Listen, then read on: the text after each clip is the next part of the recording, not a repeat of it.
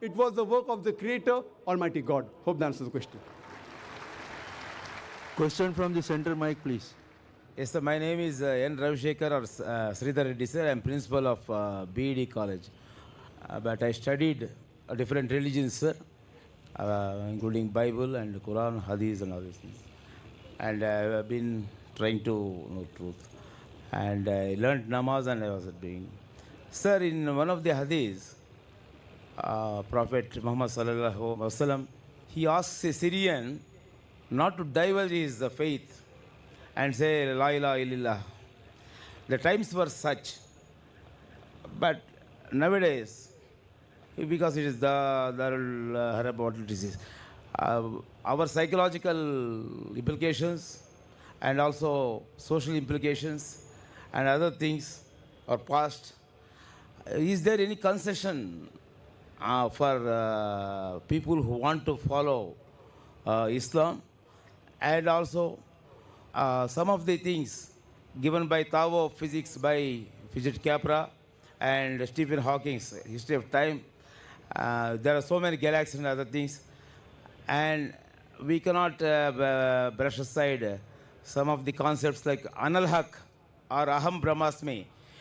Doing 5 times namaz or even tawzid, can we in our rest time follow this concept of Anal Haq? And as some of the people were Brother, please pose one question at a time. We have lack of time. And answer your question. The other people waiting on the microphone. The brother asked a question that he knows of a hadith that Prophet told a Syrian not to change his faith. Not to? Not to say La ilaha illallah aloud in the bazaar. He was beaten. The brother has said that Prophet Muhammad said, don't say La ilaha illallah loudly in the bazaar. He was beaten. I don't know which hadith are quoting in context. There's a hadith which says that don't say Allahu Akbar loudly. Not La ilaha illallah. That is a hadith because in the war, when they're hiding and the enemy is coming, don't say Allahu Akbar loudly. Because that means you will be exposed. Not in the bazaar, in the battlefield. The other hadith says say loudly so that it will encourage the other soldiers. So it depends upon the situation. He does one of the person in the battlefield, say Allahu Akbar. It gives the jazbah, the passion, the love. But certain times when you're hiding, if you say loudly, then you'll be exposed. So depending upon different situation, different things are there. Your main question was that can we follow Islam and other things like Socrates or some other people or from other scientists, including Al-Haq. As far as following anything else with Islam, if it doesn't go against the Quran and the Sahih Hadith, no problem.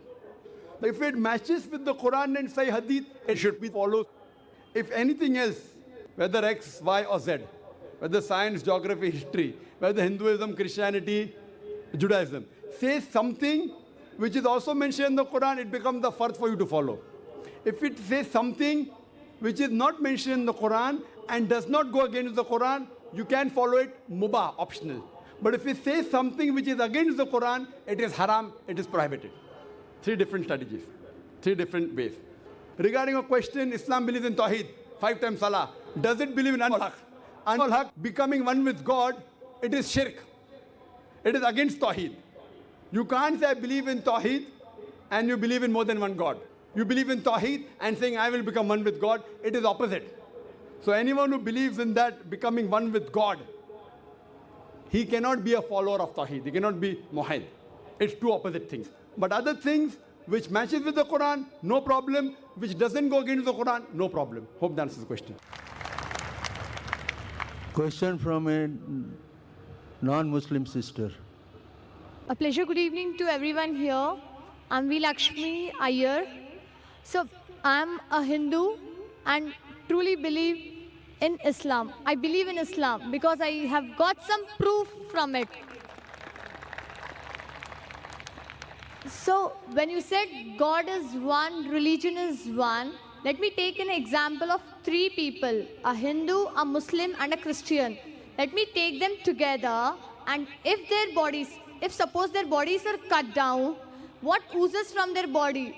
Only blood, and it's only blood. Not the milk, not the water, it's only the blood. When you cut down, only the blood oozes. Why do we differentiate when we depart the body? The Muslims go with burying, and we Hindus, we go by lighting the fire. The sister says that she appreciates Islam, she believes in Islam, and I congratulate you and I welcome you to the faith of Islam, submitting our will to Almighty God. The question asked by the sister is that a Hindu, Christian, and a Muslim all have got the same body, same blood, same constituent. But when we die, why in Hinduism do we burn the body? Why in Islam do we bury? Let's analyze the pros and cons, and you decide which is better. In Hinduism, also they say you can bury the children, etc. But when you become an adult, most of the sects say you have to burn, you have to cremate. There are some sects which say you have to bury. But let's analyze the pros and cons between cremation, that is burning, and burial. If we analyze, in Islam, we have to bury. Why? Because today we have come to know that whatever constituents of the body is there, the earth, the soil, contains the same basic elements of the body in lesser or greater proportion. So from earth we come and to earth we return. Scientific. Comparison, point number 1. In cremation, we burn the body, there is pollution. In Islam, when we bury, the land becomes fertile. There's no pollution, there's no burning. Point number 2. When you burn, you chop down the trees. Greenery goes down. Environment is being uprooted. In Islam, when we bury, land becomes fertile, more trees grow. It becomes a manure. No chopping down of the trees. Better for the environment. You know, the government says, don't chop trees. If you don't chop trees, how will you burn the human body? Point number 3, it is more expensive. According to Indian statistics, every year, crores and crores and crores, hundreds and thousands of crores, every day crores of rupees are spent. Every year, hundreds of crores are being spent only on the trees and burning the body. In Islam, when we bury, it is cheap, free. Point number 5, when we burn, the wood becomes charcoal, ashes. In Islam, once we bury in the land, the same land can be used after a few years. It is forever. You can recycle it. The same land, after a few years, when the bones get disintegrated, you can recycle. So logically and scientifically, if we analyze, it is more scientific, more humane, more better for burial as compared for cremation. Hope that answers the question, sister. Yes, brother. Please announce your name first. Assalamu alaikum. My name is Mayur. I have to ask a question on behalf of my non-Muslim friend. It's not my question. He's feeling shy to come on mic, so can I go ahead? What is your name, you said? Mayur. I am a revert, but it's a question on behalf of my non-Muslim friend. He doesn't want to come on mic, so if you allow. Okay. Assalamu alaikum to all of you. His question is, all the prophecies that Zakir Bhai quoted, is it possible that these prophecies were being edited later on in all the various scriptures of the world to preach Islam in a other way? So, The brother asked a very good question. Can it be possible that all these prophecies were added in all these scriptures later on? Can it be? Yes, it can be. If it is not added, if the scripture is pure, you have to believe it to be the word of God. You have to follow Muhammad Sallallahu Alaihi Wasallam. If you say it is added, that means the scripture is corrupted. You leave your scripture aside. So if you leave your scripture aside, the only pure scripture is the Quran. Both ways you come to the Quran. Heads I win, tails you lose.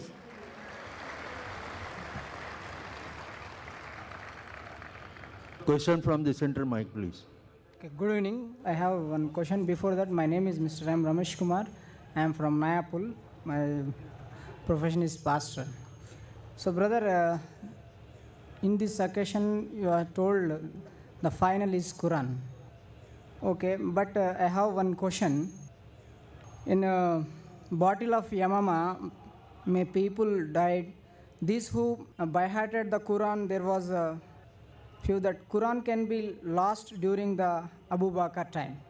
And second, Sahih al-Bukhari, volume 6, hadith number 510 says, but when third Khalifa came, he was fighting with Harimiya people, and that time this found all the way reading a different Qurans. So Usman retained And another thing is, Allah says in Quran 15:9, says we have released and we got it. But here the Quran was born, and at the time, what was the corrupted? Why it was the corrupted? Where it was the corrupted? Who is what the corrupted? When it was the corrupted? Please answer me. Brother asked the question. He says, when the Quran says in Surah Hijr, chapter 15, verse number 9, which I quoted in my talk, that we have revealed the Quran and we shall guard from corruption. So when the Quran says the Quran is uncorrupted, Allah says it's unadulterated, how come Sahih Bukhari says that the Quran was lost at Hazrat Abu Bakr's time, then third Caliph Hazrat Usman came and he found different readings, and then how is it possible? Brother, what you said of Sahih Bukhari is correct. What Hazrat Usman, may Allah be pleased with him, found is variant reading. For example, in English language, there are different dialects. Same English language, a South Indian speaks different. What is your name? An Englishman, what is your name? So Hyderabadi has a different accent. I can't imitate it. Hindi style is different. My wife was telling me, why don't you speak Hyderabadi style Urdu yesterday? Nako. In Bombay, we don't say nako. In Bombay, we say ayenga, jayenge, khayenge, piyenge. So one of my Bombay brothers said, ayenga, gayenge was less yesterday. So here you realize that every area has a different dialect. So same way at the time of Hazrat Usman, in Arabic, may Allah be pleased with him, there were different dialects. What the Prophet gave permission was 7 dialects. So in pronunciation, they made mistakes. So when they made mistakes, he said, okay, let's finalize it. And we have to follow the correct pronunciation. So one of the reasons he did was he corrected the dialect. If someone says, what is your name? An Englishman will say, what type of English is this? What is your name? What's your name? American accent is different. British accent is different. Neutral accent is different. Some are accepted, some are not. This was one of the reasons. He corrected the dialect. Number 2, when Prophet Muhammad Sallallahu Alaihi Wasallam, when the Quran was revealed, he had special scribes. And he told the special Sahabas, whatever was revealed to him, he repeated it. And the Sahabas wrote down, he rechecked it. In that, Zayd bin Thabit, may Allah be pleased with him, he was the main person, and other scribes. Now, many of the Sahabas, when Prophet Muhammad said the Quran, they went home and wrote it through memory. So now someone hears my speech and goes home and makes points. It may be right, may be wrong. It will not be verbatim. But if I tell someone and check up, okay, I'm giving notes, write this, read it again, it's a mistake, correct it. So the copy that was kept with Muhammad Sallallahu Alaihi Wasallam was verified by him when he was alive. It was given to his wife Hazrat Hafsa, may Allah be pleased with her, who was the daughter of Hazrat Umar, may Allah be pleased with him. So it was kept in that custody. Now when people wrote on their own, from their memory, there are bound to be mistakes. So the Quran is not wrong. Even though there were notes of some people, Hazrat Usman said, now people should not get misled that that is the real Quran. So he said, okay, now I'll make copies of this and spread it throughout different parts of the world so that they will know this is the authentic. The Quran wasn't changed. People, when they had their own notes written down, people did not know whether that was 100% verbatim correct or not. So Hazrat Usman, the third Khalifa, may Allah be pleased with him, he saw to it that he made a committee of the Sahabas and copied it from the original copy and spread it in different parts of the world. And one of them is even present in Tashkent, in Koptaki Museum today. And if you analyze it, it is verbatim same. And today the Huffaz, even if you burn all the copies, today there are millions of Huffaz who know the Quran by heart. Even if you burn all the copies, hypothetically, yet if these people get together, they can again make the true verbatim Quran. Hope that answers the question. Any non-Muslim sister? Good evening to everybody. I am Mrs. Sutapa Sarkar. I am a teacher by profession. With due respect, sir, I wish to ask you a question. How is karma and moksha defined in Islam? And how is it indifferent while in practice? Sister asked the question that how is karma and moksha defined in Islam? Karma, sister, in the Hindu scriptures means deed. The deed that you do, action, it should be followed according to dharma. And the Hindu scholars, they believe in a philosophy known as samskara, the cycle of birth, and death, known as reincarnation or the theory of transmigration of soul. And they believe that whatever karma you do, if you do good deeds, in the next life you will be born of a higher level. If you do bad deeds, in the next life you'll be born of a lower level. If you do good deeds, you'll be born like a human being. If bad deeds, maybe like an animal, like a rat, like a cat, or like a cockroach. And only if there are no things, there are no balance of good or bad, then you get moksha from the cycle of samskara, birth and death. This is the philosophy of the Hindu scholars. But this is nowhere mentioned in the Veda, is nowhere mentioned in the Vedas, the highest authorities. They do try and derive it from Bhagavad Gita, which is mentioned in Bhagavad Gita, chapter number 2, verse number 22, that like a body changes clothes and puts on new clothes, same way a soul puts on a new body. In the Hindu scriptures, there's a mention of Punarjanam in the Vedas. Book number 10, hymn number 16, verse number 4, 5. Punar means next, Janam means life. Next life. We believe in next life. We believe we came in this world once, we'll only come once. We were alive before, Allah calls us to die. We came in this world, again we'll die, again we'll be resurrected in the next world. So we believe in this world, Islam believe we'll come once, and then we'll be resurrected, raised up alive in the next year after. Depending upon the good and bad deeds, you'll go to hell or heaven, Swarga, Narak. This is what the Vedas say. But they could not realize, the Hindu scholars, that how come some people are born deaf, some people blind, some people poor, some people rich, some people healthy. So God cannot do injustice. So they came up with this philosophy of cycle of birth, death, transmigration of soul, which is nowhere mentioned in the Veda. Even Bhagavad Gita, when it says, you throw away your old clothes and put new clothes, same way the soul throws away the body and puts a new body. Once, I have got no objection. Once you die, again you're resurrected. But Islam has a reply for the query. Because the Hindu scholars could not agree that how can God be unjust? Some people born deaf, some people healthy, some people with heart disease, some people rich, some people poor. Islam believes, Allah says in Surah Mulk, chapter number 16, verse number 2, Allazi khalaqal mauta wal hayata. It is Allah who has given death and life to test which of you is good indeed. So this life is a test for the hereafter. Now some people are born rich, some people are born poor. The rich people, the Quran says, you have to give zakat. Whatever saving you have, more than the 85 grams of gold, more than nisab, 2.5% zakat, every lunar you have to give. The rich person may give, may not give. He may give half. He may get 100% marks, may get 50%. If he doesn't give, he'll get 0. For the poor man, he doesn't have to give zakat. He gets 100 out of 100 in zakat. We say, garib insan hai. Garib kya, usko 100 out of 100 mila zakat mein. In zakat, therefore, Prophet said, it is easier for a poor man to go to Jannah than a rich man. The rich man will say, oh, I don't have to give so much zakat, I may have to give, I may not have to give. If he is the best, maximum will get 100 out of 100. For the poor man, already full marks. So everyone is tested in different ways. Some people are born healthy, some people are born with congenital heart defects. We don't believe he's born with a disease because he sinned in the last life. It's a test for the hereafter. Not that he has sinned. Maybe it's a test for the parents. Allah says in Surah Anfal, chapter number 8, verse number 28, your wealth and your children are a test for you. Maybe Allah wants to test the parents. They are very pious. And He gives birth to children who have congenital heart disease. Someone will say, oh, I don't believe in God. Those are very good parents may say, yet I believe in God.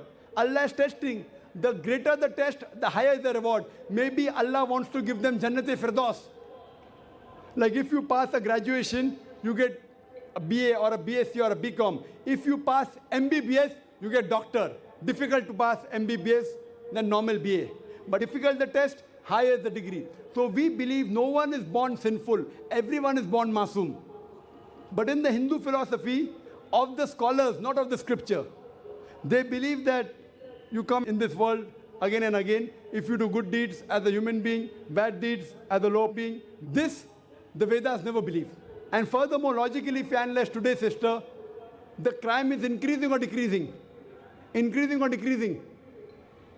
Crime is increasing or decreasing? Increasing. Is the population of human beings increasing or decreasing? Increasing. So logically, if the crime is increasing, the human population should decrease. It is not. So that proves that this philosophy is wrong. And furthermore, refer to my video cassette, Similarities Between Hinduism and Islam, for more details on this subject. Since we are coming to the close, I would request one short question, and I would request the speaker also to give a short reply. Please come. My profession is training in yoga and public speaking skills. I am Chandra Kumar. Yeah, good evening, my dear soul friend J.K. Naik. Just one thing, I am basically Hindu, and have equal respect for all other systems also, and I could learn some techniques of Christianity and Islam from my father also. Fine. So I would like to know from you, and in other systems, all are not universal, only for particular community and particular segment. Islam, but the Quran is for, you are telling us, Surya Subha 24-28, some difference for universal thing. Fine. The crisp of the Vedic, I mean, to the best of my knowledge, it is Sarve Janaha Sukhino Bhavantu. Sarve Bhavantu Sukhinaha, it says. But it doesn't say Sarve Hindu Sukhinaha, Sarve Hindu Sukhinaha. No, it is all the human beings should be merciful, happy, and pleasant. It is one thing. And another thing, whatever the you are describing for Allah in Surah Ikhlas, Kul huwallahu ahad, Allahu samad, lam yalid walam yulad, walam yakul lahu kufuwan ahad. Like that, in our Vedas also, verses 24 to 28, Samadhipata of yoga, it is describing Klesya karma vipaka asayaihi avaramrushnaha purusha visheshaha isvaraha tatra niratisayam sarvajna bijam sarveshamapi guruhu kalena anavachedat tasya vachakaha pranavaha. He has not given to any but to not any person. He was not born to any person, and he is superior to even 5 basic elements, and he is at all the times omnipresent. That is Ishvara. Whatever the Allah you have given, it is appealing to the same Ishvara what we call. And in Bhagavad Gita, since you know, Sloka 31 of chapter 3, I mean Karma Yoga, it says, Yete matamidam for manavaha Shraddhavayo anasuyatom muchente api karmabihi. What he says, whoever follows my religion, all the human beings, Lord Krishna says, not only the Hindus who follow, all the human beings who follows my words of Bhagavad Gita, I am with them. That is the thing. And to the best of my knowledge, I don't know that surah. You say, Brother, we are getting late. You already asked 3 questions already. Please. You have asked 1 question. The police is saying the time is up. We have to respect the law. Otherwise, they say I'm not a good Muslim. I got the chit that I have to end by 10:30. 10:30 is already up. I'll just try and reply in brief. All these questions are answered on the website. You can go to my video cassettes. I'll give you a copy of Similarities with Islam and Hinduism. The brother said, I'll answer in short. For more details, refer to my other cassettes. The brother said that even Hinduism says that sukh for whole of humanity. Brother, I said that whenever the scriptures came, it came for that time and for those people. That means sukh for whole of humanity of that time. Of that time. Not till eternity. Otherwise, your Hindu scripture wouldn't have said there is a Rishi to come. If everything was mentioned in the Vedas, why will the Vedas say Antim Rishi will come for what? If the Vedas mention all the truth, why will they say one more Rishi going to come for what? So this proves that the Veda did say about human being, but for that time. It doesn't say it for the whole of humanity forever. So all the scriptures, when they say another Rishi is going to come, that means he's going to come to say something else. In the Quran, it says Prophet Muhammad sallallahu alaihi wasallam is the last messenger. After him, no one will come. If anyone says, I get a wahi, I get a revelation, today he requires a psychiatrist. Messengership is over. Coming to your other question, you said that your Vedas, your second and third question, your Vedas said God is one, you should not worship him, etc. I agree with it. That's what I said, Kul Wallahu. So what is the question? But do you worship such a God? You said you believe in Kul Wallahu, God is one, who's not begotten, who has got no image, there's nothing like him. So I am asking you, yes, I believe in that. Do you believe in such a God? So the moment you give an idol to God, that means it is going against your Veda. And as I mentioned earlier, it's clearly mentioned in the Svetasvatara Upanishad, chapter number 4, verse number 19, and Yajurveda, chapter number 32, verse number 3, Na tasya pratima asti. Of that God, there is no pratima, there is no statue, there is no idol, there is no image, there is no photograph, there is no sculpture. You believe this and worship such a God, like the 4 criteria of Surah Ikhlas, then you're worshipping the true God. Otherwise, it's a false God. Hope that answers the question. Wa akhiru da'wana alhamdulillahi rabbil alameen.